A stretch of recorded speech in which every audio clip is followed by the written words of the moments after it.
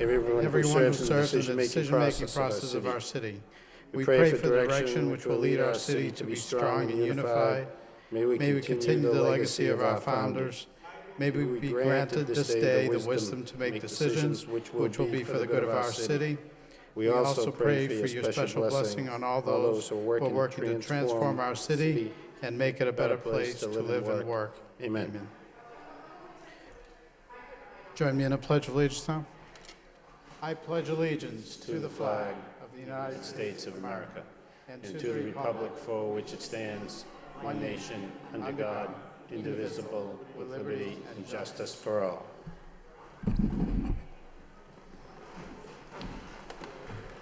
Roll call.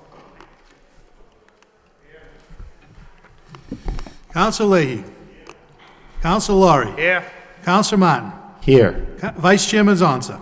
Here. Council Mercia. Here. Mayor Murphy. Council Noon. Here. Council Elliott. Here. Council Kennedy. Here. 8 present. Council Mercier. Thank you, Mr. Vice Mayor. I'd like to offer a moment of silence in Docking Chamber for Joseph Joe Kupal, the beloved husband of Annette Kupal. Joe was one of 13 children and lived on the family farm. He came to this city in 1961 and married the love of his life, Annette. They were married for 49 years and made their home in the Highlands section of the city. Joe worked for 32 years as a pressman for Americraft Incorporated. Joe was survived by his wife, Annette, of 49 years, his 4 children, Dennis, David, Alicia, and Angela, the assistant city clerk. He has 6 grandchildren, Nicholas, Joshua, Zachary, Haley, Kylie, and Savannah. We offer our sympathy to his family and relatives and many friends. He will be truly missed, as well as a moment of silence for all those people that passed away since the last city council meeting. Thank you. All right, we'll have a moment of silence in darkened chambers. If everyone will please stand.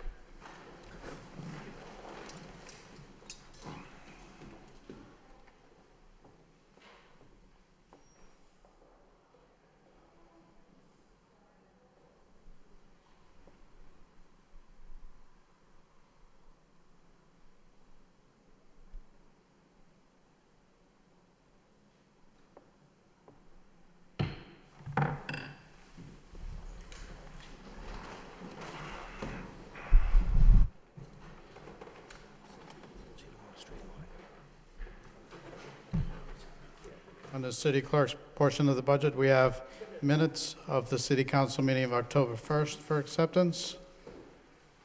So moved. Second. Moved by Council Mercier, second by Council Noon. Any questions? All those in favor of acceptance signify by saying aye. Any opposed, say nay. Motion's carried.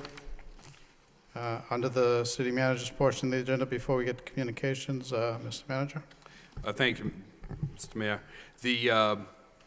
As we all saw in the recent report that the superintendent Friedel gave us, we have, like other communities, we have our share of incidents that happen, and one of the types of incidents that we have happen are sexual assaults, and we have them happen in various locations around the city, whether it be at some of our stores and shops, in our parks, or at the bus stops or train stops.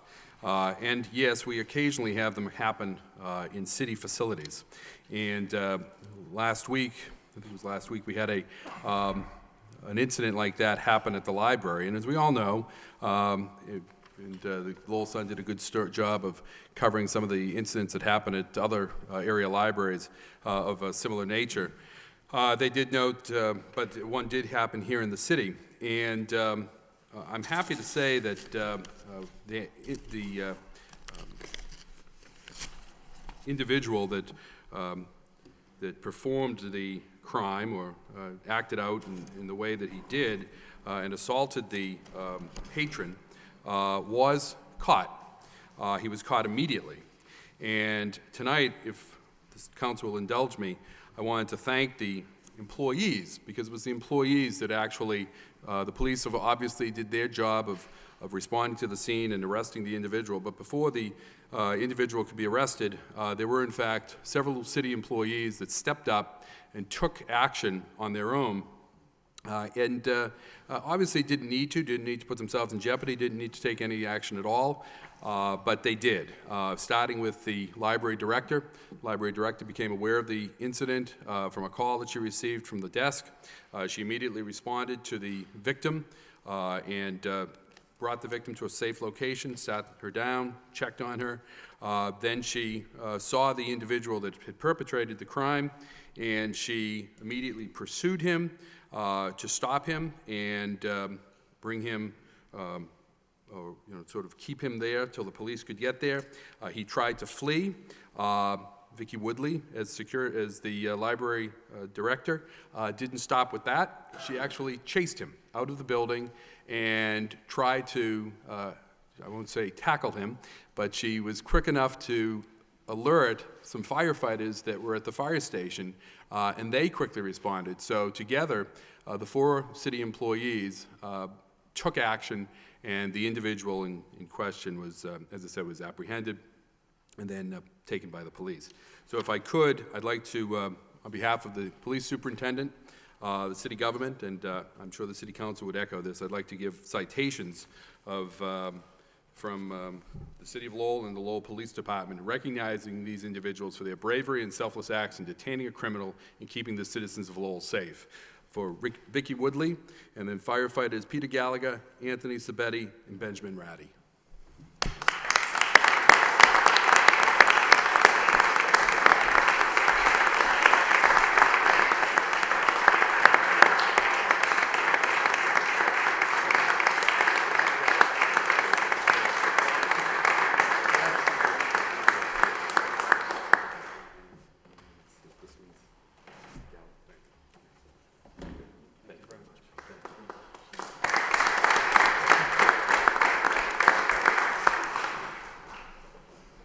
Thank you, Mr. Mayor.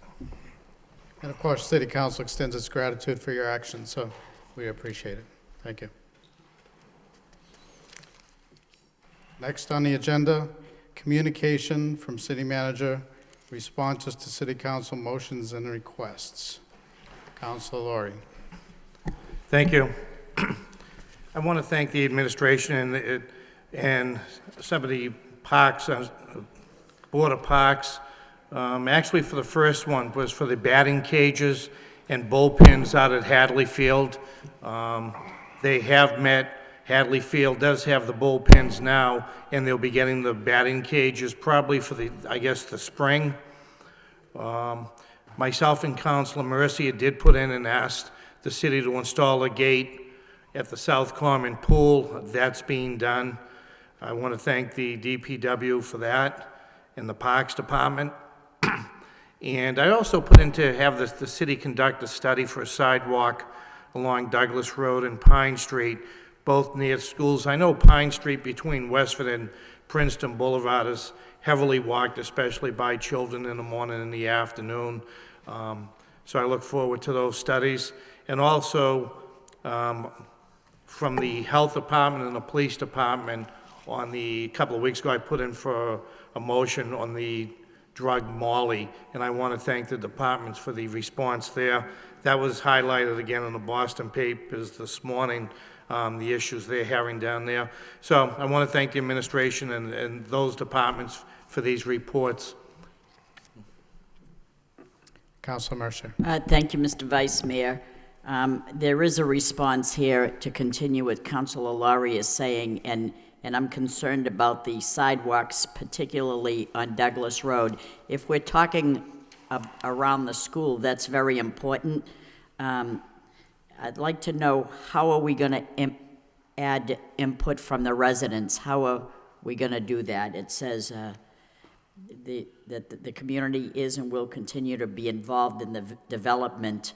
How will they become involved in the development? Mr. Manager. I guess, Councilor, the short answer is that I'm not sure, but we want them to be involved in any discussions of that sort. So what we'll probably end up doing as we move forward with that, as you can see, it's a hefty price tag for that it is. project. And I'm not sure when we'll be able to get to that, given the backlog of other existing infrastructures that needs to be maintained and repaired. But we would likely have some neighborhood meetings there to talk to all of the residents in that area. The property Some owners. people like a wide street, but if it's around a school, maybe they'd like a sidewalk. But I'm speaking for myself on, let's say, Burnham Road. Right. We don't have sidewalks there. If it were up to me, I don't want a sidewalk there. I like the wideness of the street, so having that example, I think an input from the neighborhood would be required, so maybe they don't want it, maybe just around the school itself, but be that as it may, I just wanted to know that. Yeah, we would That's fine. do something with the neighbors out Okay, there. thank you. Council Lee. Thank you. This is a hot item tonight. So I had a question on the sidewalks, too. I know that most of the people around, at least College Stadium, they do want the sidewalks.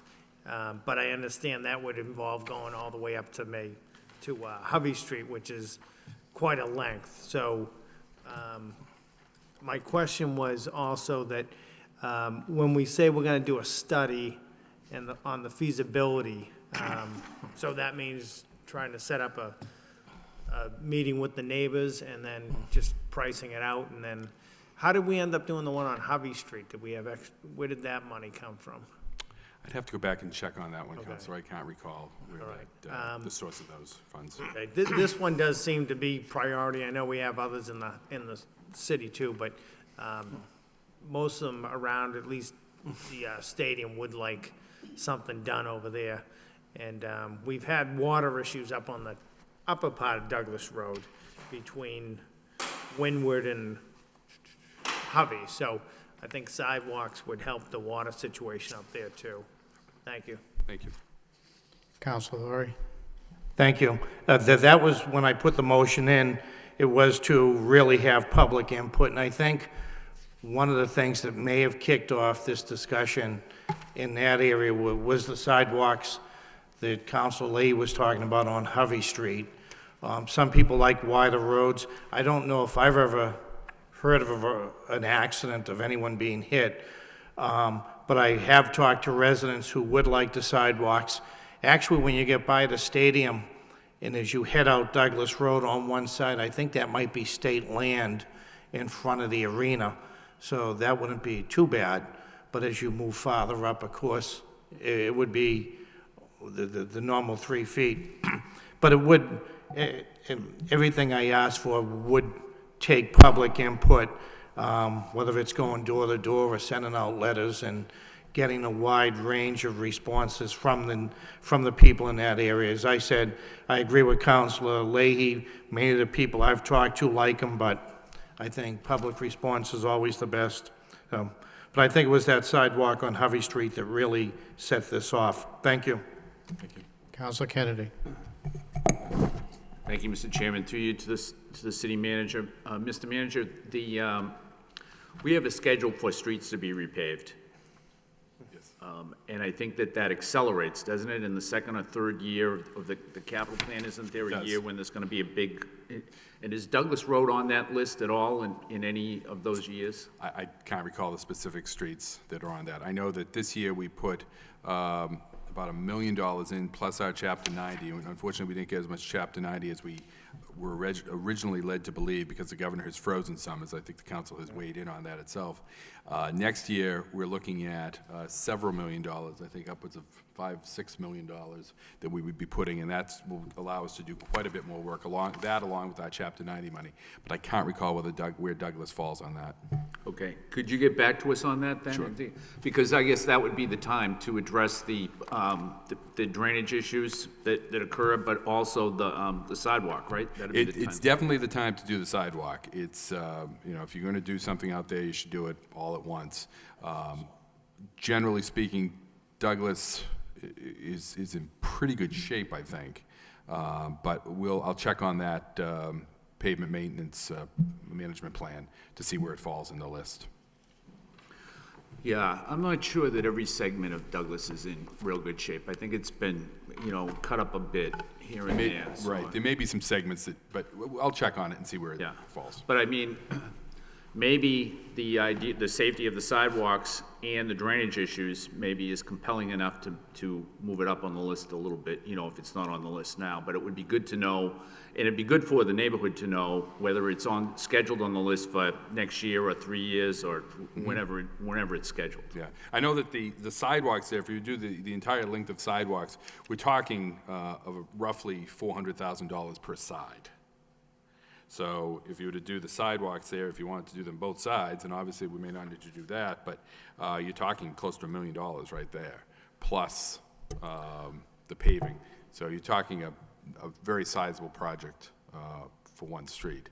But I think we need to check and see where it falls on the pavement management schedule, and then look at what makes sense from the standpoint of sidewalk one side, two sides, where people, you know, whether people want it in that area. I do realize that some people like a wide road. On the other hand, you know, in the area of a school, you'd like people slowed down, and that really happens more with narrow streets. So I'm saying a lot of different things there because there's a lot of different things going on. Right. Around the perimeter of the school campus itself, there is a sidewalk on one side, so.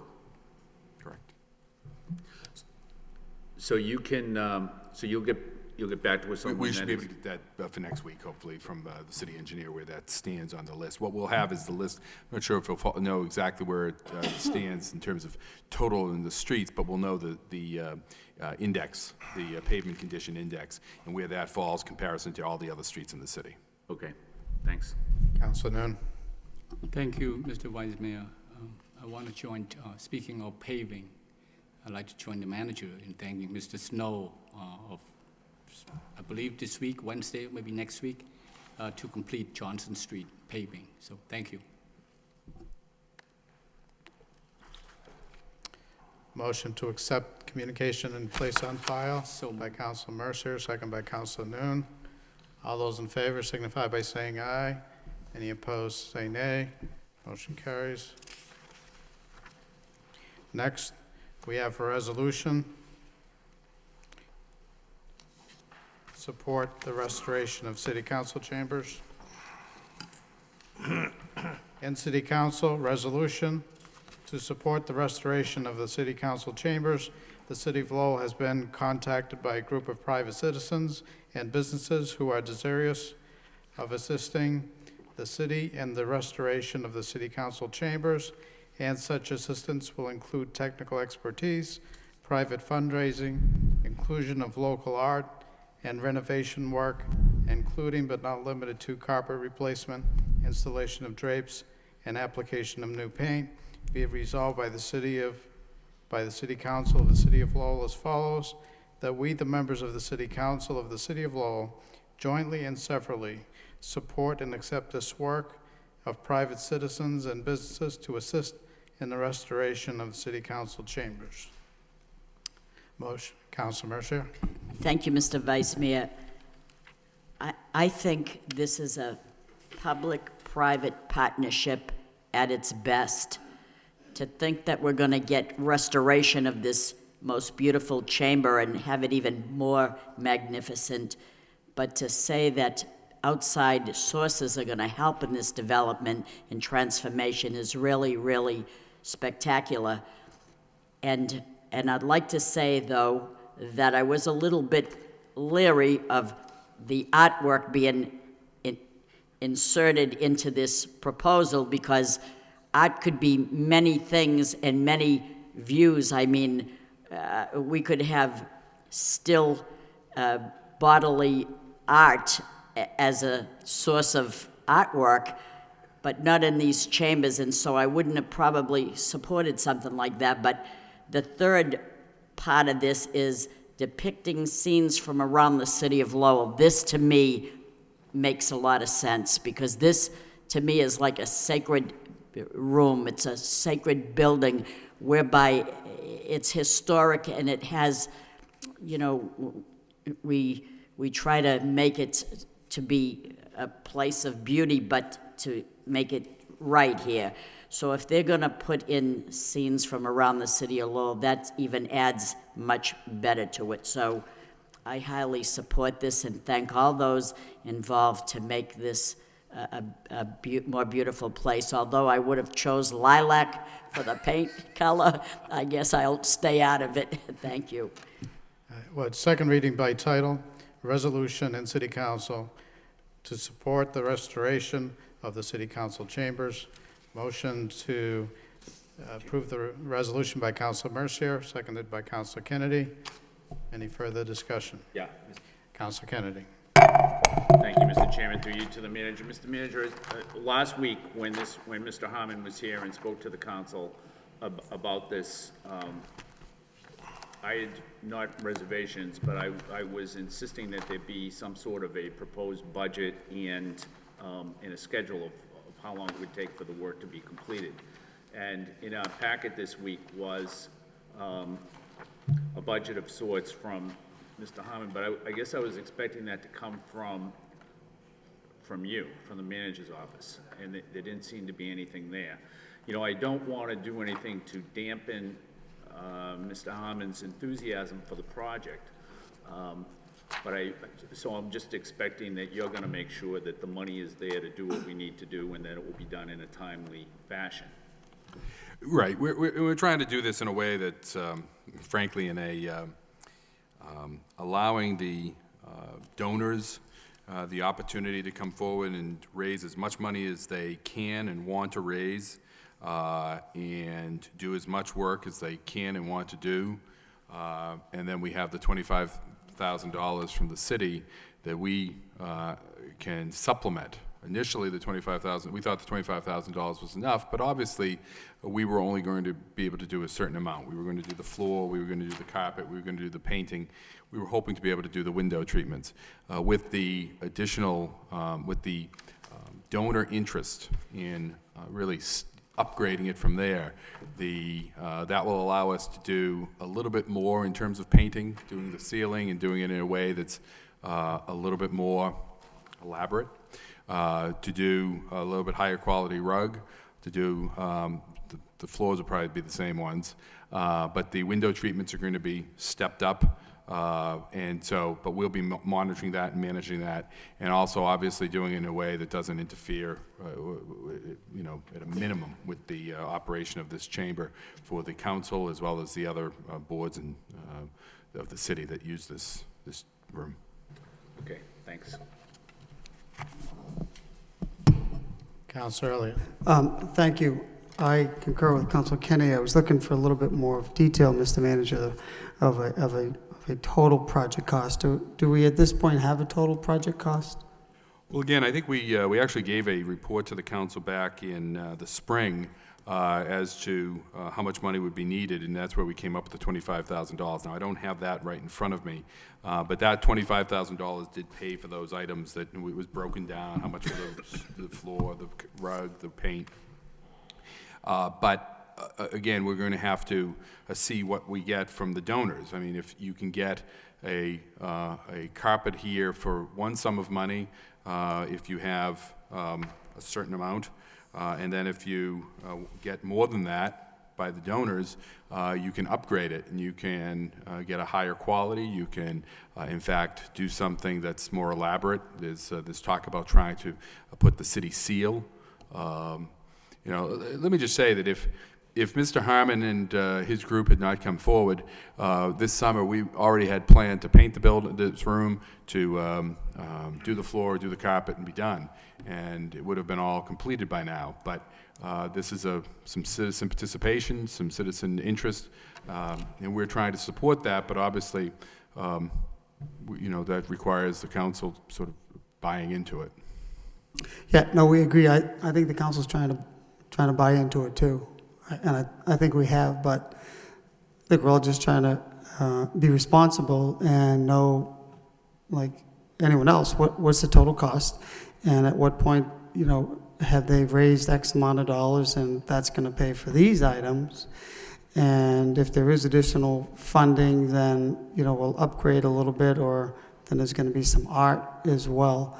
So I wasn't sure, because last week when you did say, you gave the council a report, or it was in the capital plan. I went and got the capital plan, and I still can't find it, but maybe you just categorized it under something else. In fact, Councilor Noon asked for a report back he asked in January, but in February for a list of capital projects for this year. And what I see is a City Hall chandelier. I don't see any renovations to City Hall, not only this year, but next year or into 2015. So I wasn't sure when you said money has been set aside, because the only item, and it does say actually in a subsequent document that it's funded, but it says City Hall chandelier. So are we doing a chandelier, or is that money now being used for the carpeting and all that stuff? Yeah. No, actually, Council, you may want to check the date on that that plan that you have there, because the chandelier was actually paid for the prior year with some leftover money that we had from the snow and ice account, I believe. It doesn't, I'm just looking out at you from here, it doesn't look like you're actually, maybe that looks like it might be the capital budget. If that's the correct year, I'd be happy to find that in there for you. Yeah, it's right here. It's 2014 unless there's a typo. Right. And on page 7, it says City Hall chandelier. And again, look, this is a good project. I'm not going to get mired down. It's not going to put a damper on it. I just think we wanted to know how it's being funded. Similarly to you would ask your department heads, where's the money coming from? How much is the total cost? I don't want to get in the middle of this and then not being able to fund it. So that's, I just went through and found it. So it looks like it's a current date, and this is February. This is the capital plan for 2014, but if it's funded and there's a new chandelier coming from last year's money and we get private money, it's all good. Thank you. Councilor Laurie. Thank you. Last week when Mr. Harmon was here, I made a motion, and we really couldn't make a motion, it wasn't on the agenda, that if any counselor, if the manager wanted to have a representative, or maybe the council wanted a representative to work within the group. And I think we could still do that if a counselor wanted to sit on the group. I think it's a great idea. I thank Mr. Harmon. I was a little concerned about what type of art would be here, but after reading, and it made sense to me. But if there's any concerns on this council, I think if we wanted to have a representative work with the group, because this is an extremely generous gift. He didn't have all the money. What they were waiting for was council approval, which is going to come. So along with the manager's office, if any council, I think if wanted to have some type of representation, that would be fine too. I don't see a problem with that. Matter of fact, Councilor Leahy made the motion, and he does have some type of expertise in this field. And it was Councilor Leahy's motion, but I would leave that up to the mayor of the Rice. But I think any council who want to put his name forward, I don't see a problem with that at all. Mr. Chairman, Councilor Kennedy. I'd nominate Council Leahy to be on that committee. I think Yeah, that's a good idea. Oh, yeah. That'll be forwarded to the mayor. The mayor makes the appointments. It was Councilor Leahy's motion. He does have an expertise, and it would have the council say, but, you know, at this point, this is such a generous gift, and the group really wants to do a great job. They've come forward, and, but if it would put anyone's mind to ease, I think Councilor Leahy would probably be the best, a great choice, at the very least. But Okay. Councilor Elliott. I just wanted to stand corrected. Apparently on page 99, item number 99, there is $25,000 in for council chambers. So stand corrected, Mr. Manager. Thank you. Roll call on the resolution. Councilor Leahy. Yes. Councilor Laurie. yes, Councilor Martin. Yes. Vice Chair Mendoza. Yes. Councilor Mercia. Yes. Mayor Murphy. Councilor Noon. Yes. Councilor Elliott. Yes. Councilor Kennedy. Yes. 8 yeas. Motion passes unanimously. Next, we have reports, subcommittees. We had a meeting of the Public Safety Subcommittee. Chairman Martin. Thank you, Mr. Mayor. With the Public Safety Subcommittee met earlier this evening, We have been meeting on a monthly basis at the request of Citywide Neighborhood Group, addressing various topics that they've suggested to us. This meeting was really, there were several agenda items, but we only got to one involving, the recent shooting events that have occurred in the city, which is, I think, of concern to everybody, and that's what the discussion was about. I think the other members of the subcommittee, Councilor Noon, Councilor Elliott, were both there. I think every other member of the city council was there, and the manager and his staff, Superintendent Friedel, and all of the command staff for the police department. So at least the deputy and some senior captains. So we heard from the police, and I think one thing that I think is very worthy of comment is oftentimes when there are shooting incidents, and certainly the ones that have occurred in the last 6 months, oftentimes the initial response to the public from the police is that the victim, sometimes the alleged perpetrator who's identified, are known to the police, that these are not, at least in recent months, random acts. And I think that's important in the the explanation we got from the superintendent. And I think that sometimes is done to put the public at ease, that there was a shooting, but this was two people who had some sort of prior dispute that escalated and got violent, and that it wasn't just a random person walking down the street who was shot. That explanation, as accurate as it may be, though, I think has led to some feeling that these are inevitable occurrences and people become complacent, and we're just kind of accepting these as a fact of life. And I know, and I think I speak for every member of the City Council, that that's not how the City Council feels, that we certainly do not want complacency around this issue. Every one of these shootings is a serious incident that needs to be investigated, prosecuted, but more importantly, hopefully prevented from happening in the future. The police superintendent assured us that's their view also, that they are not complacent about these events. They investigate everyone, they take everyone very seriously, and they're doing what they can to prevent this from happening in the future. They showed us some data from other cities and towns that may or may not have relevance to us, and data compared to Lowell in prior years. And even though there's been, seems a lot in the news lately about this, we are comparable to what we have done in prior years, and in some cases, a little better than prior years. Again, that's not cause to be complacent about this issue. It's not cause to not be concerned, but I think, according to Superintendent Friedel, it helps maybe sometimes to put this in perspective. So we did have a general discussion about that whole issue. We also had a further discussion about what some of the strategies are that the police intend to do to curb this from happening in the future. Certainly, I think the role of the council, the primary role we play, is providing resources to the police department, and we're going to continue to do that. The manager spoke at the meeting. There's going to be, I think, a presentation coming forth in the near future about a request for more resources, particularly overtime resources.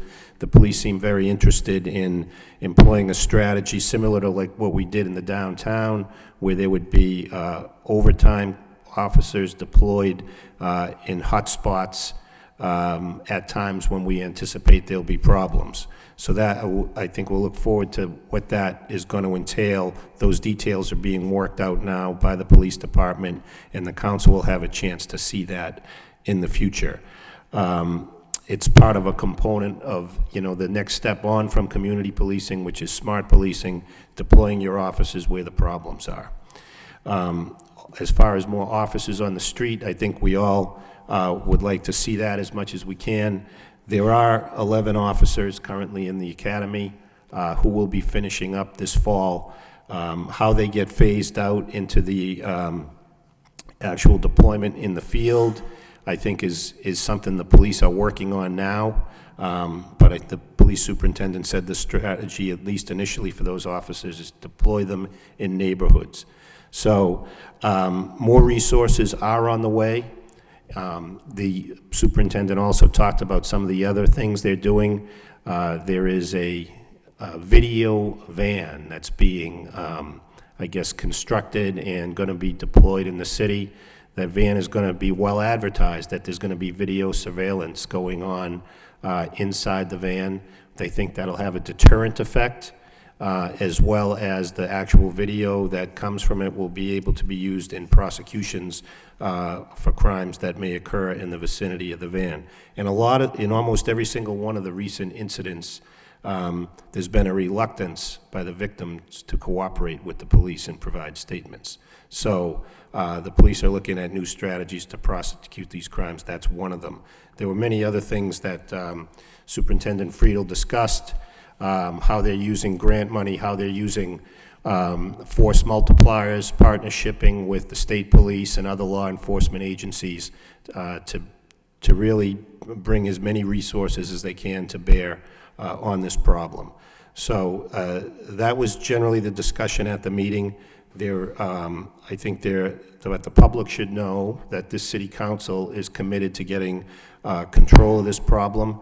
It's not an easy thing to solve. I think if we knew exactly what to do, we would do it, and it would be solved. But this is a complex problem, has many societal issues overlaid with it, drug use, gang activity, and the ever-increasing presence of firearms all make this a challenging problem to deal with.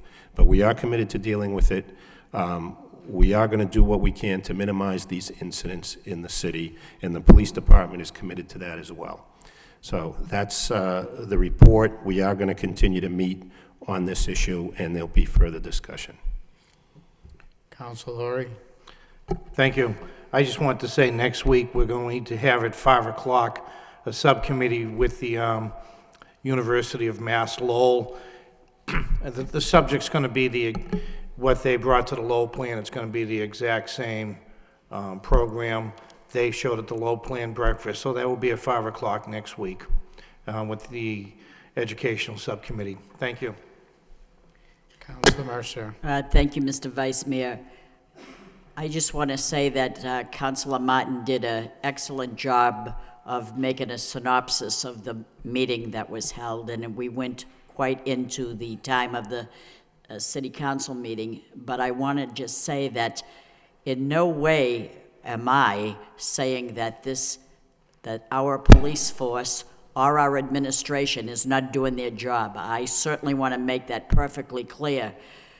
But I think it's something that we have to all get on the same page and try to have a goal, a plan. I don't know when tragedy or violence is going to hit. I know that I'm not a psychic and neither are the police, but I don't want the public to feel that it's useless. Let's just throw in the towel and accept it. I'm not going to desensitize this issue. It is a very important issue for the fact that this is our city, this is our neighborhood, and no one should be fearful that at any moment a shootout's going to take place and they might be the innocent victim walking into this crossfire. I don't want anybody to think that. And that's the feeling sometimes. And I think that this was a very, very productive meeting, that we learned that the things that are in place that I didn't know about. I didn't know they were going to have a video van because what Superintendent Friedel said at this meeting that stuck in my mind is it could be drug activity, it could be gang activity, and nobody's talking. And when nobody's talking, you have no witnesses, they keep quiet. But we're going to install cameras at strategic places. And maybe they are not talking, but the camera is going to show what they're not saying. So that's a good thing. We're also talking about this video van that's going to go in strategic places. We need to come up with ideas. Before tonight, we didn't know that was taking place. But the thing of it all is we love this city. There's no doubt about it. and so much effort went into this city to make it a better place. We can have all the events, and we've had many. We've had private-public partnerships, as you see. We have neighborhood groups that are crucial to their little piece of the world in the city and making it a better place. And all the marketing that we say, this is a destination city, come on down. But if we have a concept that this isn't a safe city, all that we have done is going down the tubes, and we don't want that to happen. So like we had graffiti years ago, we could have said, gee, we can't keep up with it, throw in the towel, and then you would have had blight all over the place, but we kept on top of it all the time. When they targeted it, we erased it. They targeted it, we erased it. We have to do the same thing with the shootings. We're going to try to stop it. I'm not saying crime's going to go away completely. I'm not ever saying that. But we have to sustain it and try to control it, try to get, and this was a good start. And I think that we have to continue on, because there's much more we can do. I don't have all the ideas, I don't, but people are coming forward with ideas, and it's stressed in this meeting that every resident has to be the eyes and ears, but I don't want them to feel that they're gonna be the eyes and ears and nobody's gonna come and respond to them. We need an adequate response time. We need to be on top of it. We need to discourage these people from taking control of everything that we put so highly into making this a great city. I don't want this to go the other way, and this is what it's all about. And that was the purpose of this motion. It was a wonderful start. I don't think we should finish yet. We're not there yet. So thank you to the Public Safety Subcommittee and everybody involved. This was a good night. Thank you. Councilor Elliott. Thank you. What I did start by asking a question, and I'm not sure I got an answer from the superintendent on the number of patrol officers that are on the beat, on the street, particularly during the hours where these problems exist. And that's where I think it's important. I think that's where we need more officers, Mr. Manager, to respond to. We want the community to be involved. We want them to give us tips. We want them to be our eyes as well as and ears as the community leaders are. So could the council please get a report on just the number of officers? I understand there are other teams during the day. There's gang units in this, but I would just like to know how many patrol officers are in the 11. I think she said 11 districts, patrol districts. Thank you. Councilor Leahy. Thank you. It was a very good meeting, very productive meeting. And all the input from the neighborhood groups and everybody that participated tonight. And the one thing that I keep hearing is visibility. We need to increase visibility, whether it's downtown or in the neighborhoods. And I think that's going to be a big part of this solution. On the handout, we have one section called Public Safety Partners. We have the prevention. So we have a lot of good ideas, but I think what we're hearing also is that people need to see people walking a beat downtown. They need to see a car in their neighborhood. When the cars drive through the neighborhood, are we stopping enough and talking to the residents instead of driving down the street and driving by them? Stop. And are we talking to the kids? Are we talking to the neighbors? I mean, that's what we want more of. I know we have patrols downtown, but we don't see them enough. I mean, you're downtown, Mr. Manager, at lunchtime, and you're walking into different establishments.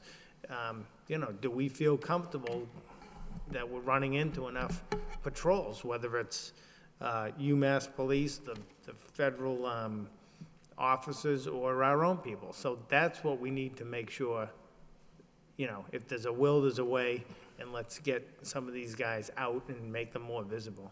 Thank you. Council Laurie. Thank you. There's been a long-running debate, though the police like the overtime. Others think we should have more officers. Would it be possible to get a report on what it would cost to have 10 more police officers hired to bring the complement up to at least 10 more, and then maybe analysis on overtime? Yeah, absolutely. I can tell you right now, the cost of adding the police officers was, roughly $800,000. For 10? 10. Okay, so it'd be about the same as the overtime, really? Well, we may budget the overtime at 800, but, or thereabouts, I can't recall the exact amount we have in there. But but that has to cover for, that overtime does a number of different things for us. Well, that's what I'm... But I think there's a good, we were just actually charting something out here to sort of illustrate the way overtime works effectively for us. And we'll get that report to the council as well. I guess my idea is if there's a will on the council to hire 10 more officers at budget time, I don't have a problem with that either. I would support it. If it's 800,000, what you're going to get is 11 more officers. The police are going to tell you at different times of the day where the overtime gives them the flexibility to add or subtract. Okay, I was just curious what that cost would be. Thank you. Council Kennedy. Thank you, Mr. Chairman.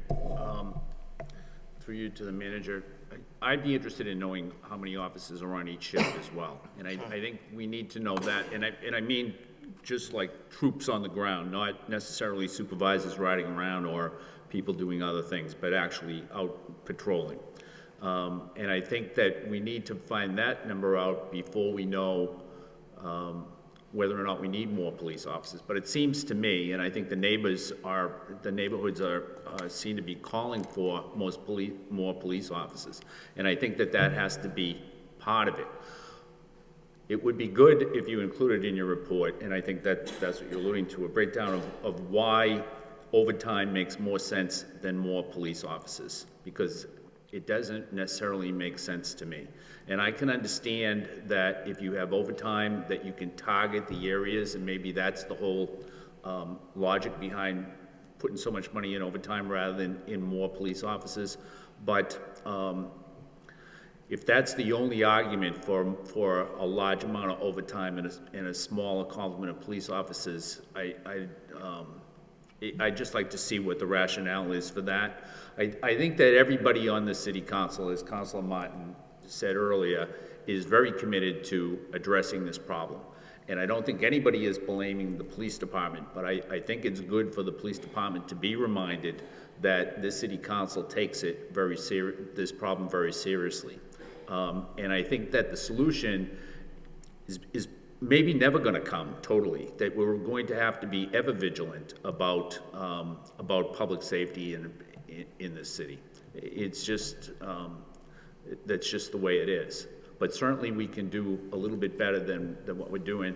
And I think it's good for us to take the stance that we're not going to tolerate this level, and that we're going to do what we can to make it be, to make the city be safer than it is, or to remain safe throughout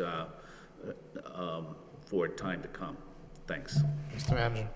And Councilor, I appreciate what you're saying, and I want to be clear. I'm not saying that there isn't in my vision and the police management vision no place for additional officers. I think we see a role because of potentially staffing up a little bit more. It really depends upon our appetite for cost. But over time, we do think that it is a large component of that. And it isn't just the geographic area. In fact, that's less significant than the time of day. And again, when we get this report, I think that will become more clear as to why that's the case. Chances are it will not be done for the next council meeting, but probably the one after that. We'll try to work on getting that, because I think it should be a more complete report.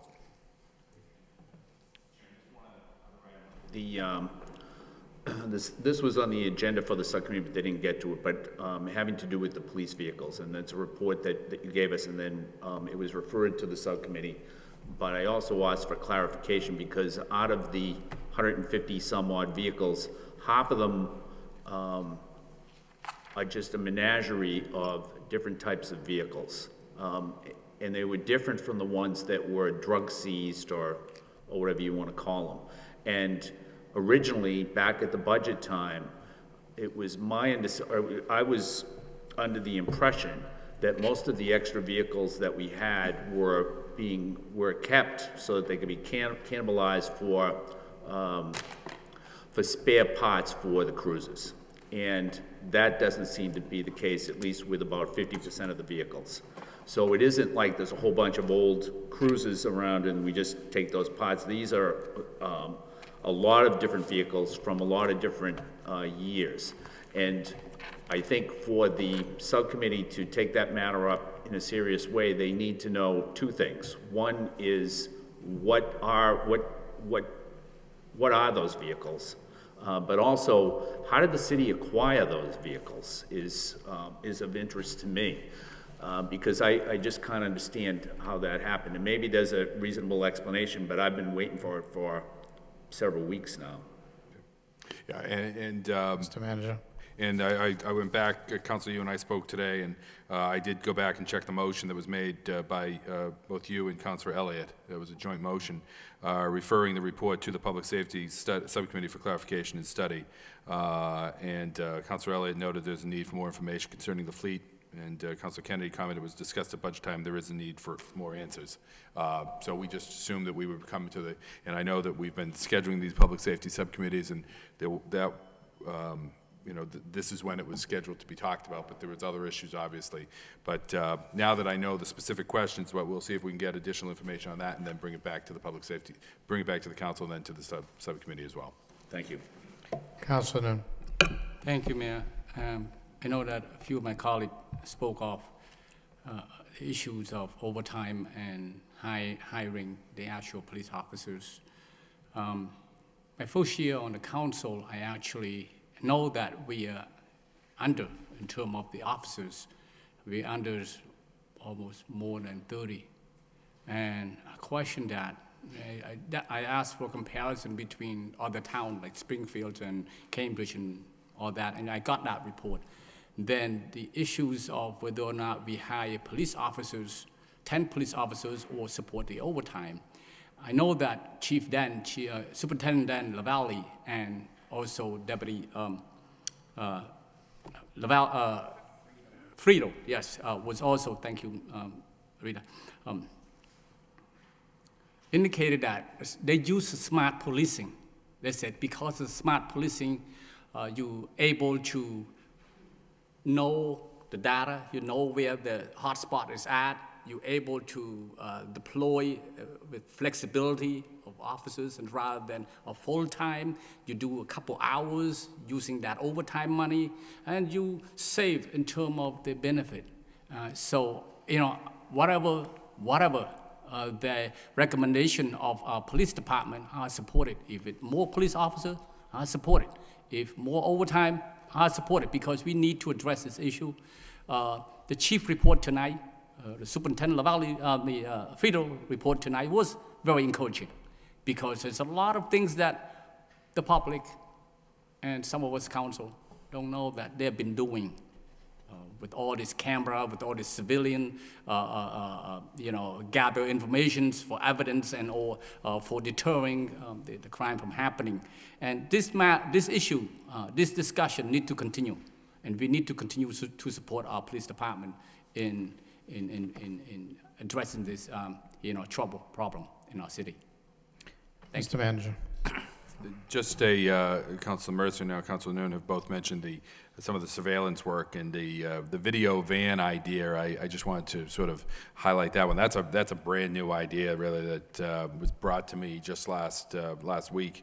That they had gotten some, one of the benefits of attending these out-of-city meetings, whether they be here in the Commonwealth or at the Chiefs of Police conference or elsewhere, is getting ideas from other communities that have done similar things. And that's where they got the idea. Another community that one of the, I think it was Deputy Taylor, was at an event that they were talking and showing a vehicle like that was very useful, very helpful. So brought it back with Superintendent Friedel and Deputy Ryan. They've sort of brainstormed this, and they've come up with a way that we can do something similar. But they were always on the lookout for new ideas and new ways of doing things, and I think that we're very fortunate to have an outstanding police department. Council Laurie. Thank you. You know, a few minutes ago, I did ask for that report on, say, 10 new officers was $800,000. And I know Councilor Kennedy followed up, but I would like to see that report from the police department. And I had mentioned that they get the $800,000 in overtime. If we hire 10 new officers at $800,000, if the flavor's here on the council come budget time, maybe we'll do both. But I'd like to see that report, the response from the police, and then come budget time, we'll see what we have. Thank you. Council Leahy. Thank you. I just want to add one more thing. It just reminded me. During the meeting, we're talking about the crime and stats and all that, but Councilor Mercier brought up a situation. That happened to me this week, too, with the panhandlers and the different scams. So I had the person come up to me and ask me, do you have a AAA card? Do you need gas? So these things are more prevalent, too, and they really need to crack down on that. So if we had the patrolmen walking around, we can point them out, as it happens to us. But could you just get us an answer on that too? What's happening with the downtown as far as these people asking for money on the corners, asking for gas money and whatever? We have been doing, Council Laurie filed a motion a while back, well, I shouldn't say a while back, a few meetings ago, asking us to explore the panhandling, and there's quite a bit of law that's going on there. But and I know that the solicitor's been doing some work, and I don't know if she's prepared to comment at this time with you guys. I know much more work needs to be done on it. There've been some big test cases on that. Of course, I think we need to differentiate between some panhandling and aggressive panhandling, and that's really the measure that we need to look at. But City Solicitor. Thanks. As the manager indicated, there are some types of panhandling that can be addressed under our current laws with respect to the aggressive panhandling. What we've been looking at is which would be rather novel, but a way of defining panhandling that does not get into or touch upon protected speech. And it's a somewhat difficult and challenging argument. There's some dissenting opinions from the Supreme Court that would support that type of interpretation. And what makes it difficult to control panhandling is the fact that courts have regularly seen panhandling and the actions involved in it as protected free speech. What we've been trying to focus on is looking at panhandling by way of action, that any transaction that is intended to result in a financial exchange would be prohibited in a business district without the proper licensing. Right. But there are some real challenges, legal challenges to overcome in order to do that. What some communities have been able to do with some level of success is to address panhandling by way of zones around, say, an ATM machine or banks. Where we'd be looking to take that same kind of a theory and use it in a broader way, and also tie in the lack of proper licensing and permits to businesses and vendors and things, everyone else who has to go through the process in government of being properly licensed and permitted, and to carry out the actions that they are doing. And that doesn't happen with panhandling, and that's the angle in which we are pursuing. But before we bring it forward, we're trying to get through the various constitutional law issues involved in it, and there are several. All right, motion to accept the report as a report of progress by Councilor Noon, second by Councilor Mercier. All those in favor say aye. Any opposed say nay. Motion passes. We're on to general petitions. Claim for property damage. Motion to refer to the Law Department for report and recommendation. by Counselor Noon, seconded by Counselor Kennedy. All those in favor signify by saying aye. Any opposed, say nay. Motion carries. Next, we have a request for handicap parking sign on Temple Street. Referred to the traffic engineer for report and recommendation by Counselor Mercier. And a second by Counselor Martin. Counselor Mercier. Yeah, thank you, Mr. Vice Mayor. I'd like to amend that request and amend it to a 60-day trial for the speeding up for that woman. If there's no objection, we'll amend it to include a 60-day trial. Anyone else? All those in favor of the motion signify by saying aye. Any opposed, say nay. Motion carries. We have utility petitions by National Grid, pole location on Industrial Ave East, Gorham Street, Boston Road. Referred to public hearing on October 29th, 2013 at 7 p.m. Motion by Councilor Leahy, seconded by Councilor Martin. All those in favor signify by saying aye. Any opposed, say nay. Motion passes. Can I just, there's nobody here to speak on these tonight, right? They come at the public meeting? Generally, they'll be at the public hearing, yes. All right. I don't know if there's anyone here. No, I don't see him. Anything else, Councilor Leahy? Well, I just have concerns about, we've been asking them, it seems like they took the summer off of the double poles. So there's a pole installation up on Boston Road and up by Plain Street and Fruit Street. There's a lot of double poles up there. They seem to be more Verizon issues, but the fact remains that, poles are unsightly. They're on Plain Street, Fruit Street, and that whole area, and basically, when are they gonna get back to pulling these double poles out for us? So I'll bring this up at the public hearing, but put me down for a nay. All right, so nay by Councilor Leahy. Next, utility petition by National Grid, underground conduit on 6th Street, referred to a public hearing on October 22nd, 2013 at 7 p.m. Motion by Councilor Noon, second by Councilor Martin. All those in favor signify by saying aye. And any opposed, say nay. Motion passes. We have another utility petition, National Grid and Verizon New England, pole location on Stedman Street, refer to a public hearing on October 22nd, 2013 at 7 p.m. Motion by Councilor Noon, seconded by Councilor Mercier. All those in favor signify by saying aye. Aye. Any opposed, say nay. One nay by Councilor Leahy. Motion passes. All right, we're on to motions. First motion by Councilor Martin. Request city manager forward Lowell plan presentation to Council and Economic Development Subcommittee for discussion. Second by Councilor Kennedy. Councilor Martin. Thank you, Mr. Mayor. This was, I thought there was some good information. Mr. Manager, you presented, as well as Mr. Bakey's presentation at the Lowell Plan Breakfast. I know not every member of the council was there, so I think it's good information that the council should have, and there may be some action items that come out of the discussion. So I just ask that the reports that you made be forwarded, and we'll meet and see what our next steps are. I think there's some good economic development potential. There are a number of interesting activities, and I think it would, be in all of our interest to capitalize on the opportunities we have and move forward with them.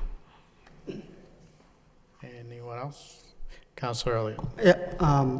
Yeah, I wasn't at that breakfast, so that would be helpful. But, part and parcel, I know that I've asked in the past, could we get a report from the Lowell Development Financial Corporation? That seems to be another arm of the Lowell plan. I know they manage a fair amount of funding for the city, and I would just like to see, in fact, I can remember asking the former mayor Milanazzo for it, and we've never seen any information on that. So I just think it'd be helpful and useful to the council, knowing that they do manage a fair amount of money. Is that correct, Mr. Manager? Home funds? No, they don't have any of our home funds, but they, in fact, it's really just private money that they administer. It's all the banks that are put into the pool. Okay, I'd say that's why I would like to see the information. It'd be helpful. Sure. Thank you.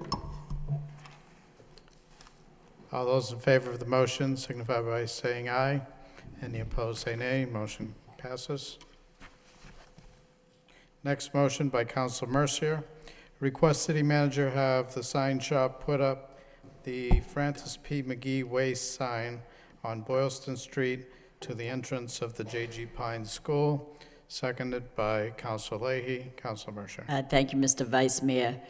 In May of 1982, then Mayor M. Brendan Fleming passed a motion unanimously to name the entrance to the Joseph G. Pine School in honor of former Principal Francis P. McGee. That sign was somehow knocked down on Boylston Street, and I would just like to have that it would be replaced. It seems many of the family members were aware of the absence of that sign and were very concerned to put it back up there. So the sign should say Francis P. McGee Way. So I think maybe it's on its way to happen. But about 8 years ago, it was down too, and I then at that time put it back up. But it's missing again, and I took a look, and it is gone. So I'd just like it to be restored. Thank you.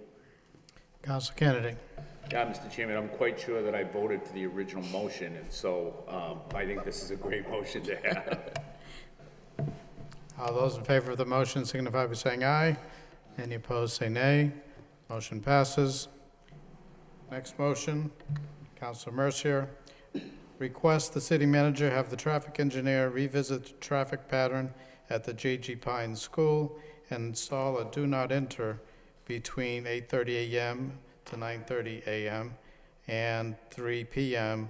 to 4 p.m.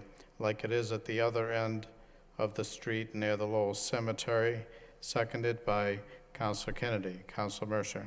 Yes, thank you, Mr. Vice Mayor. And since we're in the same area of the J.G. Pine School, I'm asking that we could take a look at the traffic pattern, which seems to be working well.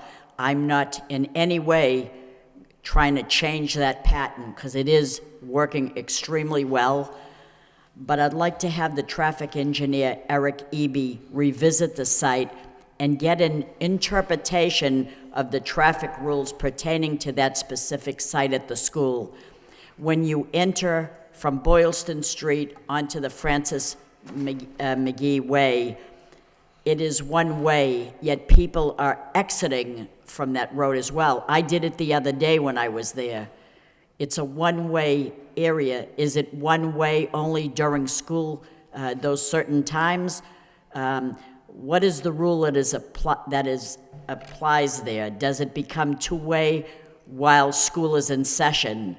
If so, then there needs to be signage similar to the sign at the Lowell Cemetery that says, do not enter from 8:30 to 9:30 and from 3 to 4, but you can enter it two-way while school is in session and no buses are there. So I'm just trying to be clear. I'm not changing the traffic pattern. It's working fine. I just like some clarity from the city engineer.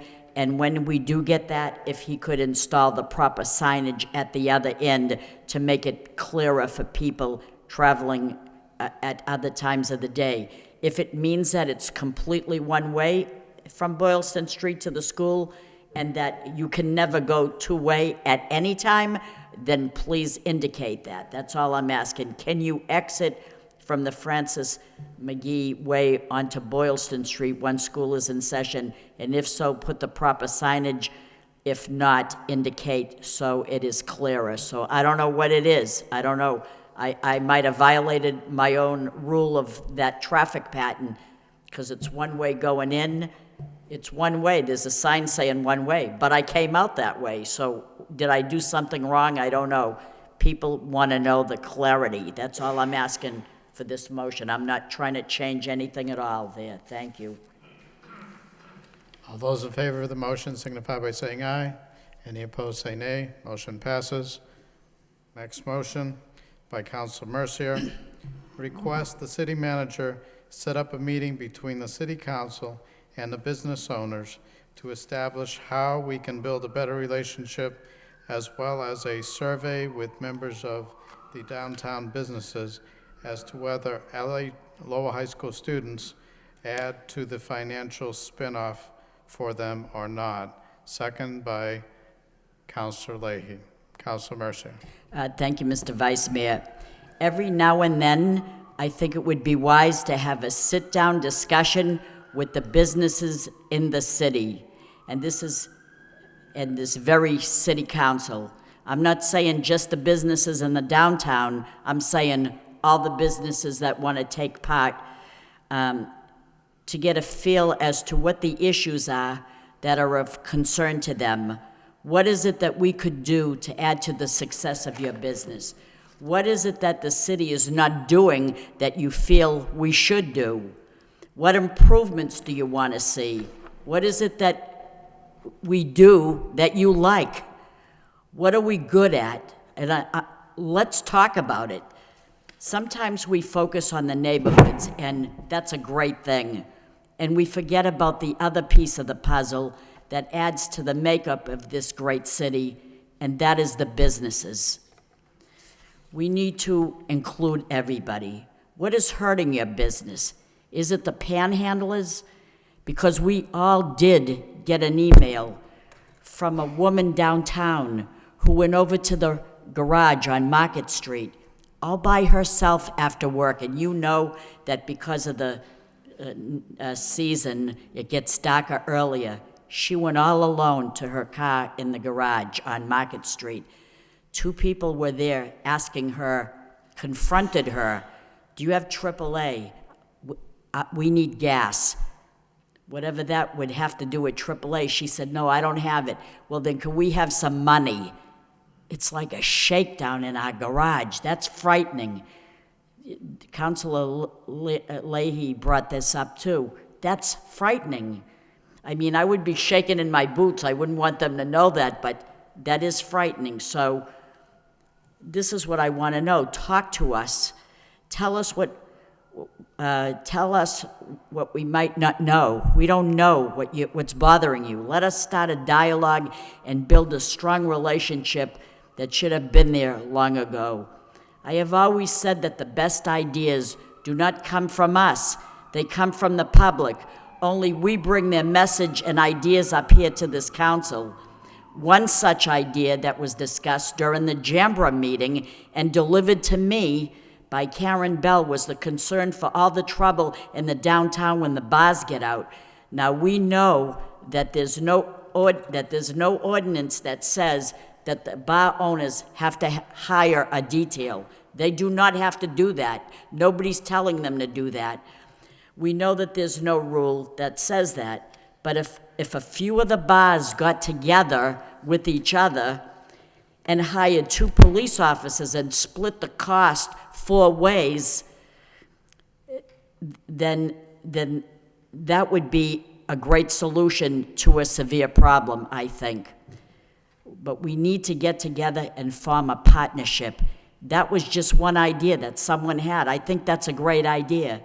This motion intends to do that. And at the same time, I want to know from every business owner, only in the downtown area, except for the bar owners, if there is a financial component, spin-off, or whatever you want to call it, from the Lowell High School students who are downtown and I assume frequent the stores. That's why I excluded the bars. They shouldn't be going to the bars. What would happen if the school moved? See, I don't know that. And now if the students do not contribute to the financial well-being, I don't know that. Are they a detriment? And if so, how can we help? I have been told that we have a link between the city and businesses, that we have a downtown coordinator, and I ask my colleagues on this council, Have you ever gotten a report to what the findings were, what the businesses are concerned about? I have never gotten a report as to what this motion is asking for, so let's do it ourselves. Let's get a meeting between the city council and the business owners to establish how we can build a better relationship. We're asking for them to come here, but who's going to want to come here if we have a perception that the city is bad, that there's violence? So all this ties in together. Do you want to have a business downtown that there's a detriment because panhandlers are in front? There's a Dunkin' Donuts down there that I won't even go to because every time I go by, they're hitting you up for money. I feel like this is unbelievable. So that's a detriment to the business. I know there's no law against panhandling, but you can have the police present saying, move along. There's a lot of this going on all over the city. We probably don't realize it. Times are a lot tougher. More people are on drugs. The spin-off is they're down there soliciting from people trying to patronize and go into the businesses. So I'm telling you, it's widespread all over the downtown area. It's even moving up to other parts in the neighborhoods, probably Bridge Street, the downtown in Bridge Street, the downtown in Couple Square. We have to put a stop to this. That's why I want to sit down, because there's problems and we have to know about it. And what can we do about it to help you? We want this to be a destination city, not just for residents, but for businesses too. And they're not going to come here if all these little factors are playing a role here. So that's what this motion is all about, and I hope it helps somehow. Thank you. Council Lori. Thank you. And one of the reasons why I put in that motion for panhandling, that's all the way out on Gorham Street, it's Plain Street, it's Bridge Street, and we are waiting for that report. Talking about downtown, though, some of the problems, I think one of the things we really have to look at during the day is the locations of our park benches. Some of them just attract just people, they're the cause of the root of some of these problems. I know some of the benches the elderly use and things like that, and I don't know if these groups commandeer these benches, but I did get a couple of calls, and I did take a walk down there.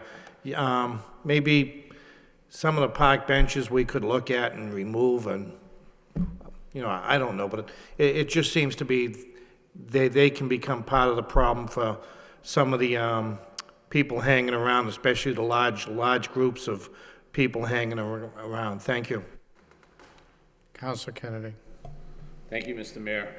Mr. Chairman, anybody who's running for re-election to the City Council has probably noticed that the precinct that encompasses the downtown is one of the largest in the city now. And what that tells me is that there's a lot of people living downtown. When you add to that the people that are that attend the university, there's a good amount of people in the downtown area. Most of those people, I suspect, work 9-to-5 jobs, the ones that live downtown, and the students, I suspect, go to school for a good part of the day. The stores downtown are open 9 to 5, Monday through Friday. It seems to me that they may want to give some thought to opening at different times. In other words, I think the way the situation is now is that if you're a retailer downtown, your store is open when your patrons are not around. They're either at work or they're at school. And it might be worthwhile to get the downtown business district to open a couple of nights during the week and see if that works. I remember when I was much younger, the stores would be open a couple of nights downtown till like 9 o'clock. And there was quite a bit of activity then. And I'm not sure that this would work, but I suspect that it seems to me that the retailers downtown, because of the times that they're open, are not taking advantage of people that would be probably willing to shop there if they could just walk which is one of the advantages of being downtown and one of the advantages for students. So you don't even really need parking. You don't. So maybe in addition, if there's in addition to panhandlers and other items, maybe that's something that we could discuss with the downtown retailers as well. It's just a thought, but it seems to me that maybe they need to be open at different times, and that it would benefit all of them if they did that. But, you know, I think that it's a type of thing, too, and maybe this should be part of the discussion. You know, if you take space, if you rent space in a shopping mall, there are rules. So if you're in a shopping mall, you have to be open when the mall's open. You can't have your store closed. All the stores have to be open at the same time. And if you're even late opening your store, on say a Saturday or any day, then you get a notice, and then eventually you get a fine from the mall.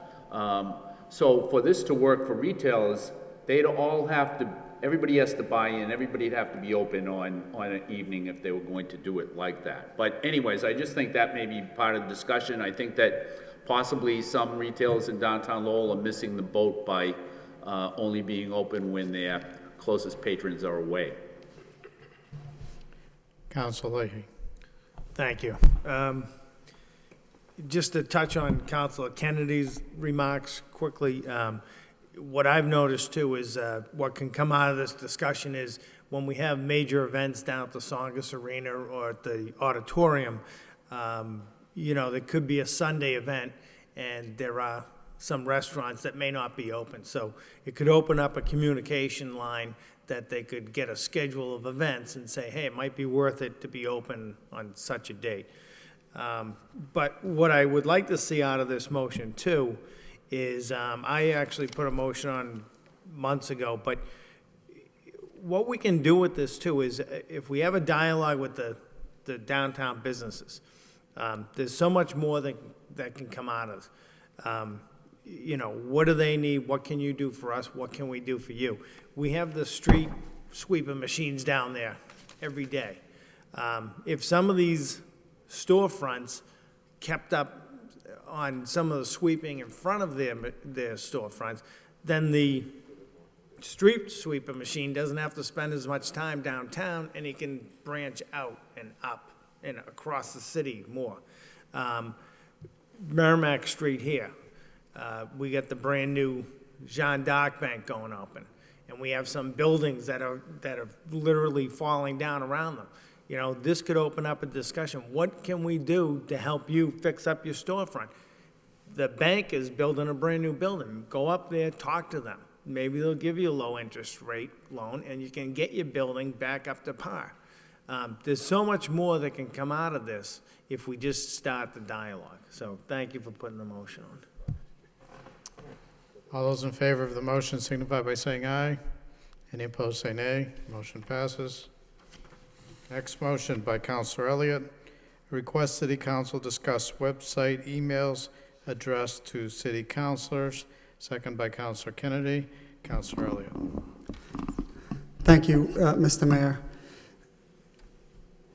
I recently learned, Mr. Manager, that when residents send emails to city councilors, that you are blind copied on all of them. And I was really kind of taken aback from it, from the perspective of people should be able to contact their city councilors in a manner that they feel comfortable with.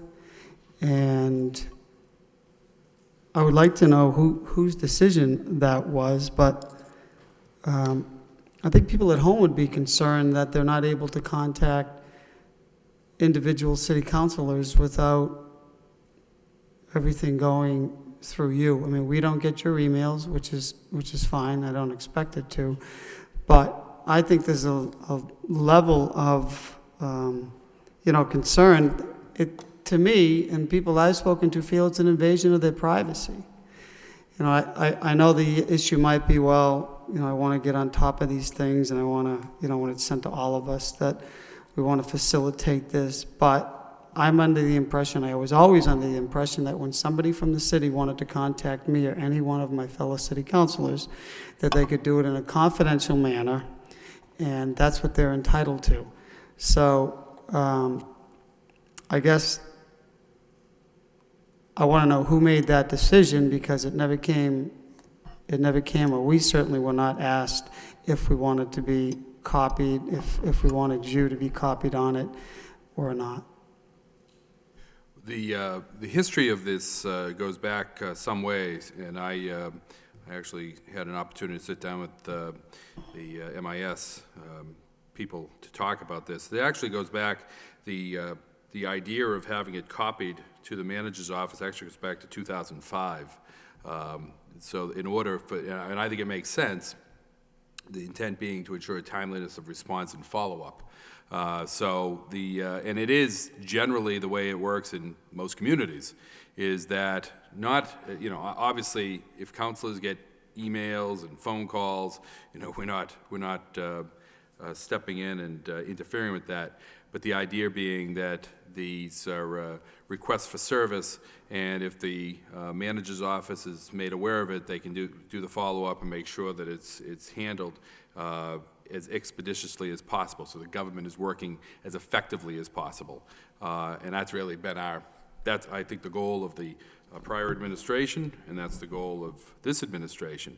Having said that, and it's gone through various iterations where we pulled that site down. We tried to go to an eGov site and use eGov method, and then that wasn't working out, so we went back to the contact the council form that's on the website, and there is a blind copy that goes to the manager's office. Frankly, it doesn't come to me. But, I'll do whatever the council wants on that. I think it delays some responses to problems, and obviously it may have some impact on some of our effectiveness, but I really don't care. I don't have a burning need to see these come through. It's the way it's been done for some time, and I can do it, I cannot do it, don't really care. You don't care. Well, that's I don't care. It's kind of interesting. It's kind of interesting you have that attitude, Mr. Manager, but I'm sure you wouldn't want 9 city councilors seeing your emails, and if you don't, then BCC on us on all of them, because I like to see emails. I like to keep abreast of everything that's going on in the city. That's how you get an understanding from people. But I don't ever understand, or I can't ever remember a time when there was ever any approval or any notion of asking the city council if we want you to get copies of our emails. Residents should be, and they should be entitled to a level of privacy to contact their elected officials. And sometimes the concerns, or I guess, if you don't care, I don't know why you're even getting them, but, and I don't agree with you anyway, but many of the times they come to city councilors, Mr. Manager, because they don't get response from you or from eGov or from any of the emails they send. So I think it's an outlet. I think it's a good practice. It keeps us honest. It keeps you honest. And quite frankly, people at home have rights, and I think they're entitled to use the city system in a confidential manner where they're comfortable contacting city councilors if they have a concern. So, thank you, Mr. Mayor. Mr. Manager. I apologize if I misspoke in any way. Obviously, I care in terms of the delivery of services. I care greatly, and that's why I thought it was a good thing that it was done the way it was years ago. It's why I thought it was a good thing that most communities do that it's a request. It's essentially a request for service form that gets circulated to the councilors and to make it easier to, because you're the elected officials. Your name is out there, and people want to be able to contact their elected officials to address a problem. But we're the administration that actually addresses the problem, and thought it was a good sort of joining together that we did that. So my comments regarding not caring is, if the council doesn't want to have those sent on if individual councilors, maybe one of the councilors say, look, anything I get, by all means, send it on. Then we'll see if we can set it up so that comes on, but ones specifically to you wouldn't come on. Again, whatever the council would like, I'm not going to sit here and say that it's the most important issue facing the city. I think it will cut into some of the effectiveness, but perhaps there's benefits on another side that I don't see, that you, Councilor, do see, and I respect your position on that. No, I appreciate it. I think this is exactly, considering you work for the city council, coming to us and say, this is what the issue is, this is what I think should be done, versus just doing it unbeknownst to anybody here. So I just want to make my point and not belabor the issue, but I do think it's important for the people at home to know exactly what's taking place. Sure. Thank you. And again, it predates that policy, that strategy, that approach predates me. So, but I don't want to think that I came in and started sort of doing this. But again, I'll leave it up to Mr. you. Mayor, I don't know what predates one. I've never heard of it, and we're in 2013. Have never heard of it up to this point. Just for clarification, Counselor, you're not proposing any change with your motion, you just wanted the discussion.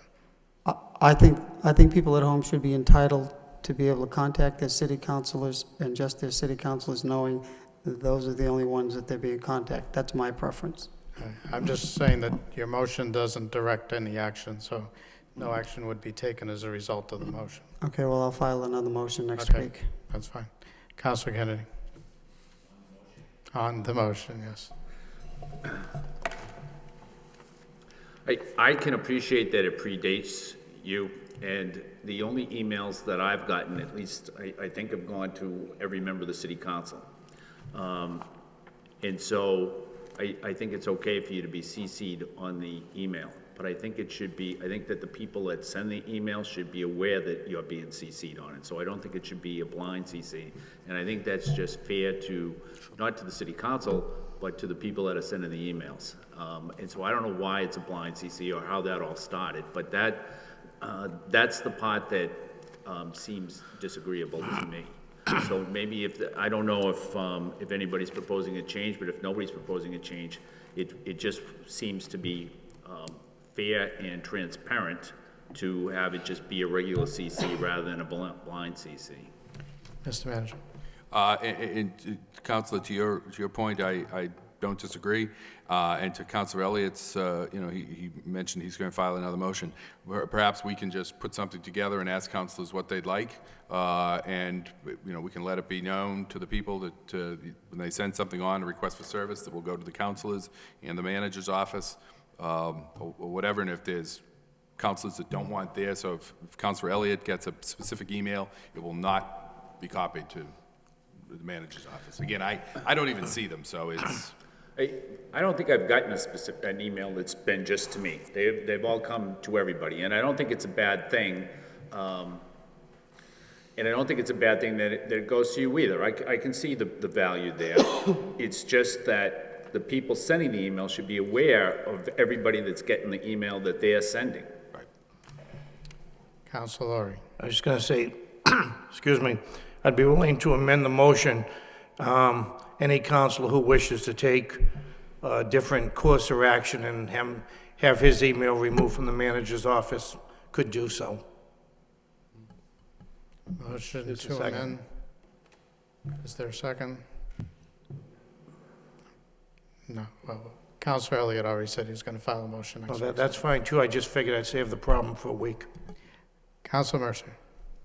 Well, I didn't know anything about what the CC was, so I'm going to weigh in on this now.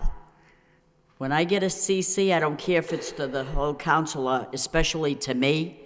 If they're looking for something done in this city, if you get it before I do, I want you to work on it immediately, the three of yous, and I want to take credit for it, all right? So that's how I see it. That's what I want to happen. We usually give credit to you, Councilor. All right, I want it. Maybe that's what some councilors are upset about. I want you to get it done, and I want them to think I did it. So thank you very much. That's good. fact, just waiting for one thing I would like to change is if, when they select all, disable the other so I don't get 2 copies. Right. Thanks. Anyone else? All those in favor of the motion signify by saying aye. Any opposed, say nay. Motion passes. Next motion by Councilor Elliott. Request city manager provide update on code inspector certifications. Second by Councilor Laurie. Councilor Elliott. Thank you. I know for a while there were a number of inspectors, Mr. Manager, that were going through the process, so they hadn't been certified. So I wanted to know, A, how many do we have that are certified, and what is the status of those that are not? Okay. We'll get that report to you. You don't have that info. How many inspectors do we have, Mr. Manager? I believe in building inspectors, we have 5, and there's one that is not currently certified. He's a new, and he's under the state. He's been approved by the state to be an inspector, and he is passed. He has not yet been certified, but he's still within the window that the state allows when you hire a new inspector. And I would say that at one point in time, he's our newest inspector. At one point in time, we did have everyone, but there was a changeover. We had an inspector leave and then filled it with this position, with this individual.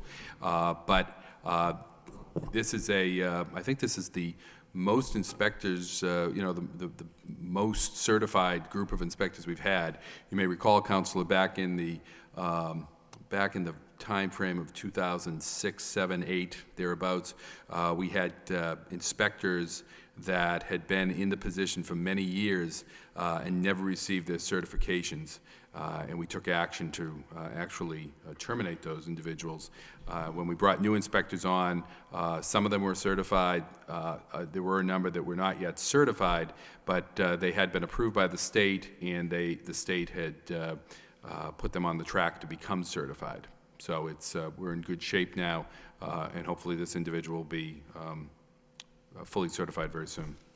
So we have a total of 6 building inspectors in the city? I don't have the budget right in front of me. I think it's 5 building inspectors that we have in the city. So I'd have to double check that number. Okay. I used to be able to have those numbers at the top of my head. I don't. Thank you.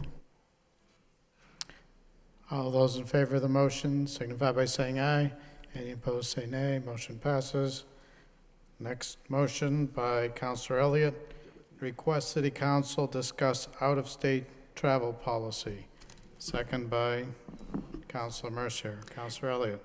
Mr. Manager, when department heads, the reason for the question or discussion, when a department head is out of town, goes out of town, not on the city dime, what is the policy? Do they contact you and let you know that they're out of time for an extended period of time? They're supposed to.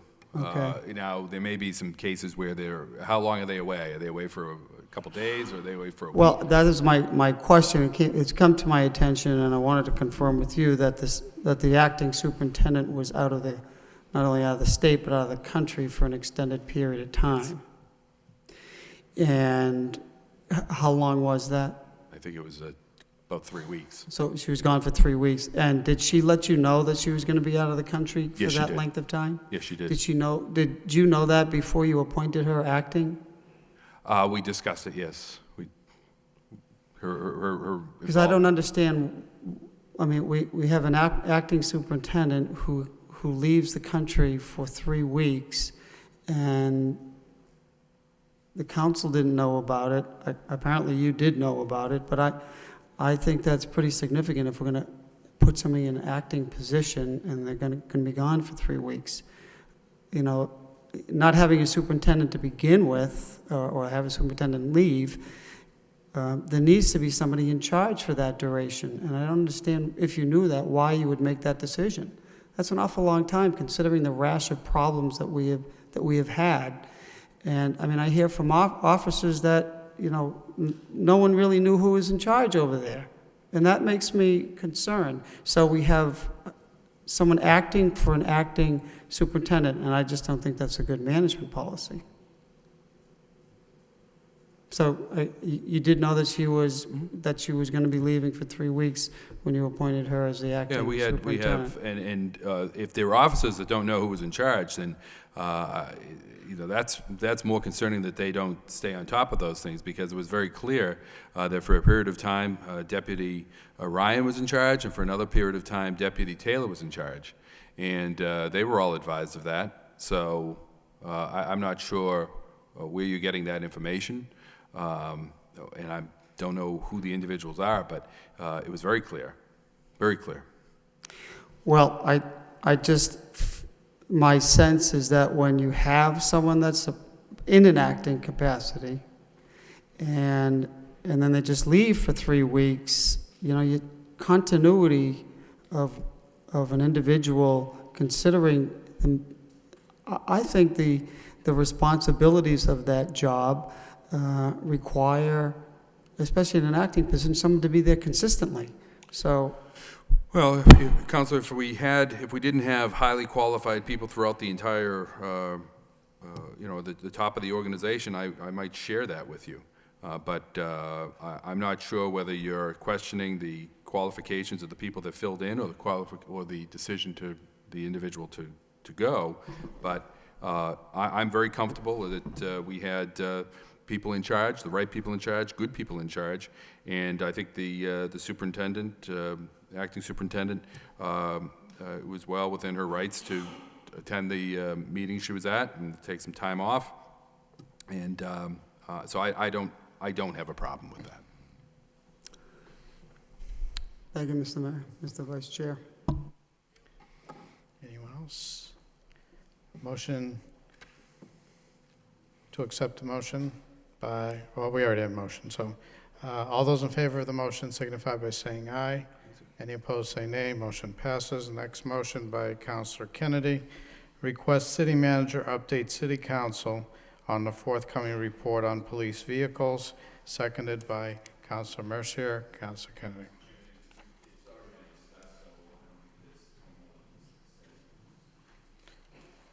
All those in favor of the motion signify by saying aye. Any opposed, say nay. Motion passes. The remaining motions are by the mayor, and when I spoke to him this afternoon, he couldn't be here for medical reasons, and he said that we could take all the motions up in their entirety. If anyone has questions about any specific motions, we could table them to the next meeting. So if anyone has any specific motions that maybe we should leave out, Councilor Laurie. I have a problem with number 24. It says, request the city manager report on use of overtime for the fire department, recommendations for achieving further reductions to station closings per shift, and prepare discussion for long-term capital needs of the Public Safety Subcommittee. I don't have a problem with the long-term capital plan needs, but recommendations for achieving further reductions to station closings, I have a problem with. I don't think we need to close any more stations here in the We're city. not having the discussion now if we don't bring up the motion. You said if you have a problem. Yeah. and- No, and- I'll just mark that one for tabling. Okay. Are there any other? Councilor Martin. Well, on that, and if we have to leave it, we'll leave it, but the mayor called me specifically about this motion, and I don't think he's looking to reduce staffing per shift. He's actually looking to reduce the amount of times we close. So that's the reduction, not to reduce it further, but to lessen the times we do reduce it. I didn't receive the courtesy of a call, so, Well, he called me because I'm the chairman of the subcommittee. okay. Well, I'm on the city council, and I didn't receive a phone call from the mayor. And when you read this, you could take it both ways, and I was very concerned about reductions. But after hearing Councilor Martin, I have no problem with the motion.